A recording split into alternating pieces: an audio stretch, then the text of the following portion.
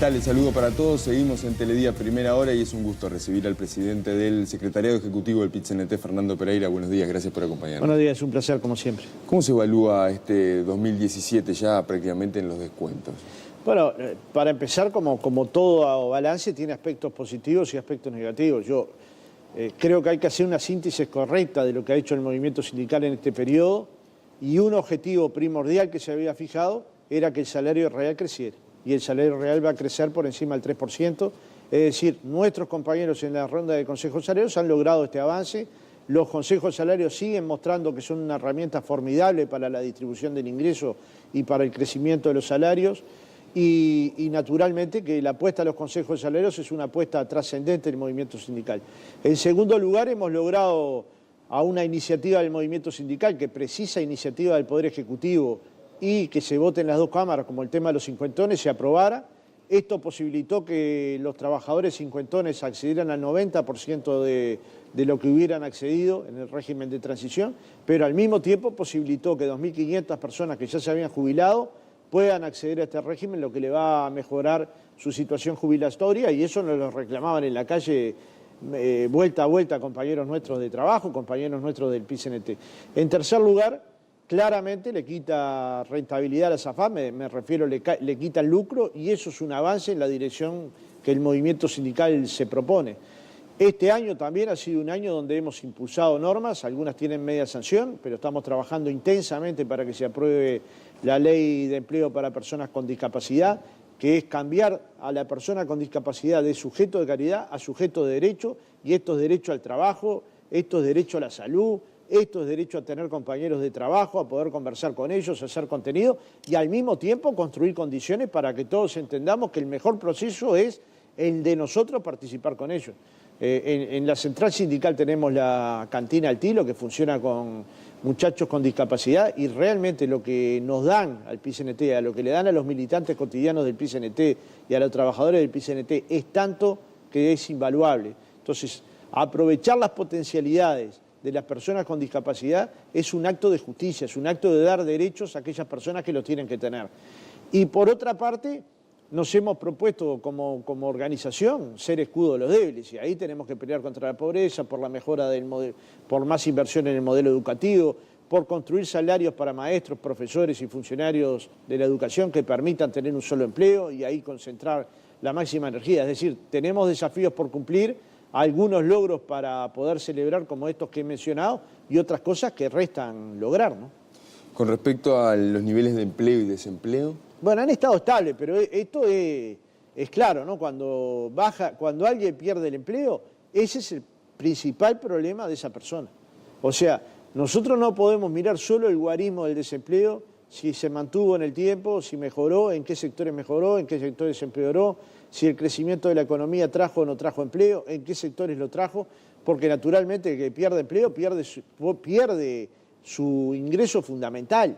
Y esto hay que atenderlo como un problema fuerte. Tanto es así que le hemos propuesto a las cámaras empresariales hace más de un año y al gobierno conformar un ámbito tripartito que estudie la inversión extranjera, la inversión nacional, la inversión estatal, a los efectos de ver cuáles son los puestos de trabajo que se van a construir y tener los uruguayos en condiciones de que puedan acceder a esos puestos de trabajo. Es decir, que además de la educación formal integral cuente con los elementos de la formación profesional que le permita ingresar al mundo del trabajo, que le permita estar calificado, que le permita tener un trabajo decente. Y esta es una apuesta que hay que tener todo el tiempo. Lamentablemente esto ha funcionado muy lentamente, pero seguimos siendo optimistas que un ámbito de este tipo, con técnicos de las tres organizaciones, podría ser una buena ayuda para la construcción de empleo nacional, pero es obvio que comparado a otros países del continente, el desempleo uruguayo se ha mantenido en guarismos relativamente bajos, ¿no? ¿Los niveles de conflictividad? Bueno, ha sido... Si nos lleváramos por los anuncios de la prensa, de una parte de la prensa y de los empresarios, parecería que el país hubiera tenido uno de los años más conflictivos. Yo he dado un dato, que apenas se ocuparon 27 empresas de las 172.000. A mí me gustaría que en todos los promedios me dieran así. Me gustaría que todos me dieran así, porque son promedios formidables. Esto no siempre va a ser así, pero sin duda ha sido un año de conflictividad en algunos sectores, también por políticas que han sido duras, ¿no? En el caso del gas, ustedes han visto la política de Petrobras cómo fue, En el caso de la TAN, ustedes vieron cuál fue la política. En el caso del frigorífico de Minas han visto cuál es la política. Y tenemos un conflicto sin resolver. Ayer se llegó a una fórmula propuesta del Poder Ejecutivo que mejora la anterior. Hay que ver si los funcionarios judiciales la aceptan o no. Pero es un conflicto largo en el tiempo, injusto con los trabajadores judiciales que naturalmente tenían cláusulas que los asimilaban y sentencias que le dan la razón. Y bueno, el Poder Ejecutivo debería pagar. Por suerte ahora hay una propuesta arriba de la mesa, los trabajadores la analizarán y verán si les satisface o no, pero hay una propuesta que atiende a la adecuación salarial hacia el futuro, cuestión fundamental si se quiere avanzar en cuestión salarial, y al pago de un porcentaje de la deuda importante, que bueno, los trabajadores se evaluarán, pero andan la cifra de 200.000 pesos por funcionario. Es decir, después que se evalúe, los funcionarios decidirán si aceptan o no, pero se trabajó mucho. 3.500 trabajadores que están nucleados dentro de la Asociación de Funcionarios Judiciales del Uruguay. Hemos trabajado intensamente, con muchas reuniones formales y con otras informales para que finalmente esta propuesta estuviera. Bueno, ahora son los trabajadores judiciales quienes el viernes resolverán si esta propuesta de recibo, si la analizan en un ámbito mayor, en fin, verán, pero es un conflicto que hay que resolver. No hemos tenido un conflicto, según los índices de la Católica, de la Universidad Católica, importante. Más bien ha sido un año bajo en conflictividad, pero es lógico porque este año no funcionó casi ninguna ronda de Consejo de Salario, digamos. Funcionó el año anterior y nosotros conflictos por deporte no hacemos. Hacemos cuando tenemos necesidad de ganar mejores salarios, cuando necesitamos tener mejores condiciones de trabajo, cuando queremos que esté la formación profesional en el medio de los conflictos, porque eso apuesta a ese trabajo que no se puede perder, el trabajo de calidad, ¿no? Hablamos justamente del empleo. Se está anunciando una de las temporadas más importantes de los últimos años en cuanto a turismo. ¿Se va a hacer un seguimiento, de cierta forma, del trabajo, de cómo se va a estar formalizando el trabajo en la zona costera? Bueno, lo primero es que nos tenemos que alegrar, ¿no? Porque el turismo hoy es el 8% del PIB, es un porcentaje muy importante de la riqueza que entra por el turismo, es constructor de muchos miles de puestos de trabajo en temporada y fuera de la temporada, y es un sector que especialmente hay que atender. En un momento Uruguay miraba este tema con indiferencia. Por suerte ya hace un par de décadas que este tema lo miramos con sumo interés, le prestamos atención y acá le tenemos que prestar atención. Los trabajadores de turismo, los empresarios de turismo, pero también la sociedad en general. El comportamiento social del Uruguay en relación al turismo es lo que hace que las personas vuelvan o no al país, como en cualquier parte del mundo. Yo pienso que hay una política activa en materia de turismo muy interesante para captar turistas argentinos y de otras regiones del mundo, y al mismo tiempo tiene que haber una política laboral que los empresarios del turismo, digamos, no trabajen con trabajadores informales, que tengan formalizado el empleo, que tengan formalizada su empresa, que aporten a la seguridad social y también los impuestos que deben de aportar. Digamos, nuestros sindicatos, sobre todo los que están vinculados a la rama, trabajan en el tema, pero nosotros también le vamos a dar un seguimiento específico y esperemos que el Ministerio de Trabajo, a través de su Inspección General de Trabajo y otras organizaciones, den cuenta de que una temporada que claramente va a ser, o que todo indica que va a ser bastante mayor que la anterior, se tenga las garantías que el trabajador que esté en el lugar se le esté pagando lo adecuado, ¿no? Comenzamos la entrevista y usted destacaba el crecimiento en cuanto al salario real de los trabajadores. Pero días atrás se conocieron los ajustes que va a haber a partir de enero a nivel de tarifas públicas. ¿Era esperable justamente esos ajustes? ¿Se esperaba justamente que fuera el alza en vez de a la baja? No, es un tema que deberíamos razonar. No se resuelve con etiquetas. Si yo le dijera esto es un tarifazo, le estaría diciendo algo que no es, porque para que sea un tarifazo tiene que estar por encima del IPC y esto no sucede. Si le dijera no pasó nada, también le estaría diciendo una barbaridad, porque desde nuestro punto de vista pasaron cosas. Por ejemplo, si hay un estudio de la UTE que dice que se puede bajar la energía eléctrica a partir de que el Uruguay tiene una matriz energética diferente y que naturalmente bajó el precio de la generación de energía, y eso no se refleja en los bolsillos de los uruguayos, el aumento de tarifas es negativo. Sobre todo porque es un aumento plano. Es decir, no atiende a los hogares de menores ingresos a los que se le podría haber puesto 0 de aumento y de repente ponerle un poquito más a aquellos hogares que tienen consumos elevados. Y al mismo tiempo cuidar el precio de la energía en el sector productivo, porque cuidado que ahí están los puestos de trabajo de los uruguayos. Estas políticas diferenciales en la UTE se debieron haber hecho, se pudieron hacer, por ejemplo, en el supergas, cuando dicen que el supergas crece 15%, pero para los hogares de tales condiciones no va a tener ningún aumento. o en las naftas, que al gasoil productivo se le dio 3,8 y a la nafta 9,5. Yo creo que es un crecimiento igual, o 10,5, exagerado, pero hubo una política de diferenciación. ¿Por qué no hacer esto con la tarifa que más impacta en los hogares, que sin duda es la energía eléctrica? En algunos hogares llega a impactar en el 8%, de forma tal que yo creo que acá tendrían que haber rebajas de las tarifas en algunos sectores de la sociedad, sobre todo los que tienen menos ingresos. ¿Se entiende el movimiento entonces para, de cierta forma, ajustar parte de lo que tiene que ver con el resultado fiscal? Bueno, sí, no hay duda. El problema es si el resultado fiscal lo pagan los más débiles o lo pagan los que más tienen. Digamos, hay una política de recaudación fiscal. Muchas veces se ha hecho a través de las empresas públicas estas en las últimas décadas. El problema es quién paga el desajuste, ¿no? Desde nuestro punto de vista siempre lo tienen que pagar los que más tienen. Si le pones el mismo 3% al que gasta 1.500 pesos de luz que al que gasta 20.000, me parece que está favoreciendo al sector de la sociedad que más recursos tiene. Sencillamente me parece que se podría hacer una tarifa que no fuera plana y de hecho ya se ha hecho en otros entes del Estado, ¿no? Una encuesta difundida en los últimos días evalúa justamente la visión que tiene la sociedad, o los encuestados, digamos así, un universo importante de encuestados, con respecto a el PIT-CNT. ¿Qué evaluación saca o qué conclusión saca de esa encuesta? Bueno, lo primero que la he estudiado con cuidado, he conversado, nosotros nos asesoramos desde la década del 80 con sociólogos y especialistas en este tipo de temas. En su momento fue César Aguiar, quien nos daba información, nos colocaba números, nos colocaba datos, nos colocaba reflexiones, un tipo muy profundo. En algún momento tuvimos muchas charlas con Luis Eduardo González y con otros politólogos. Es decir, hemos con Canzani, con Gerardo Caetano, muchas conversaciones porque no estamos de espaldas a las ciencias sociales. Ahora, hay que analizar el resultado en su justa dimensión. De acuerdo a cómo se presenta esa noticia, ¿es buena o es mala? Si yo tengo 400.000 afiliados, pero resulta que apoyan a la dirección sindical más de 650.000, es que el número no es malo. Me apoyan más de 250.000 que los que están afiliados. Si a las medidas que yo hago las apoyan 1 millón de uruguayos, yo pregunto cuántos líderes políticos uruguayos quisieran que sus medidas fueran apoyadas por 1 millón de personas. Entonces, no es ni buena ni mala. Yo te diría, da mejor que todas las encuestas que se pudieran haber hecho en cualquier país del continente. Bastante mejor.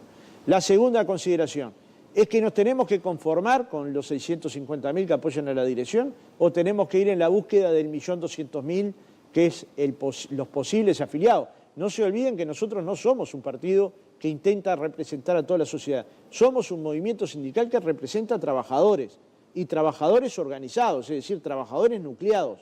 ¿A qué podemos aspirar? A que la mayor parte de esos trabajadores ingresen a las filas del movimiento sindical y adhieran al movimiento sindical y a sus políticas. Y este trabajo lleva tiempo. Pero te diría una afirmación contundente. Nunca el movimiento sindical en su historia tuvo más afiliación que ahora, ni nunca una encuesta dio en estos porcentajes que está dando de apoyo a las medidas sindicales. Generalmente daba menos. 38% de apoyo a las medidas sindicales es una fortuna. Imagínense que el candidato, el partido con mayor apoyo para la elección, cuenta con 32% de apoyo. Entonces, si el movimiento sindical tiene 28, no es que esté tan lejos del partido que hoy sería el más votado, si fuera hoy el día de la elección, ¿me explico? Y nosotros no representamos toda la sociedad, representamos a los trabajadores.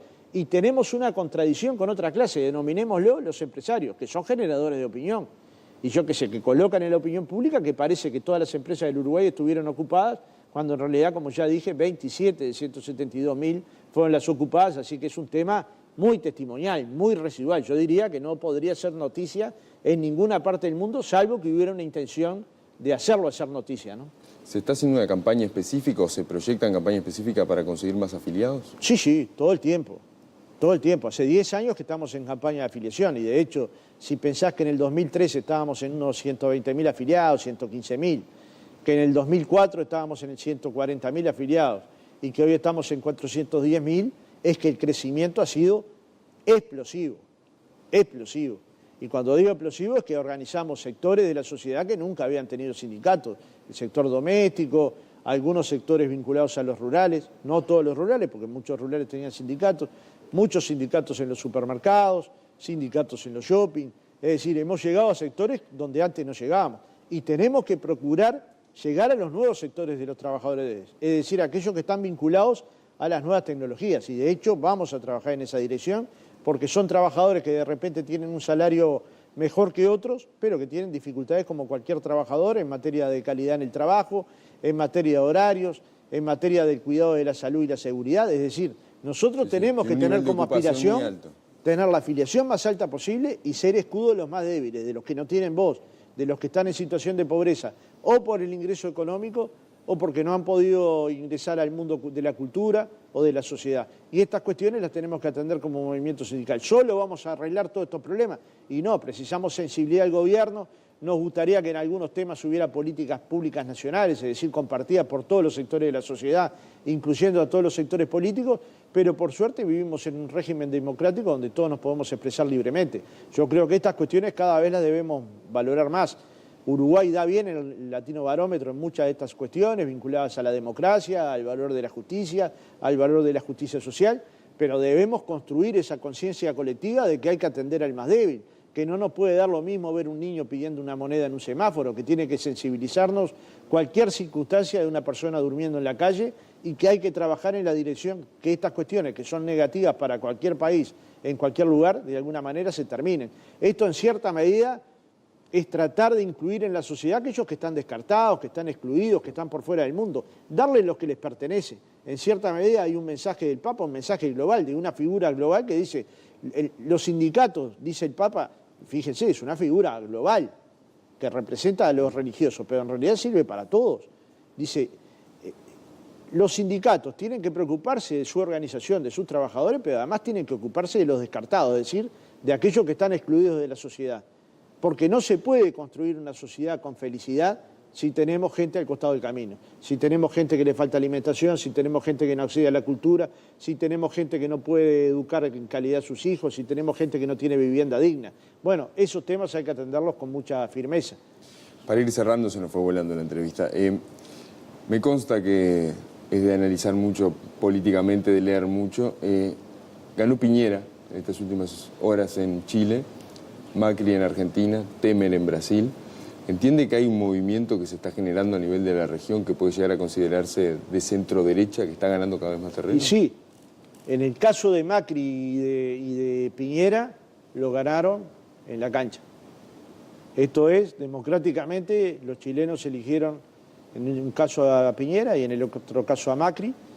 Yo no los hubiera votado, yo creo que son proyectos neoliberales, pero la mayoría de la sociedad entendió eso y cuando la sociedad opina, nosotros después podremos criticar las políticas y lo vamos a hacer, pero nos ceñimos a que han tenido un resultado electoral aceptado por todas las partes. En el caso de Brasil, están ante un golpe de Estado y por eso la reforma laboral brasilera es mucho más potente, mucho más dura, mucho más fuerte, mucho más rápida y no tiene las resistencias, por ejemplo, que están teniendo en Argentina.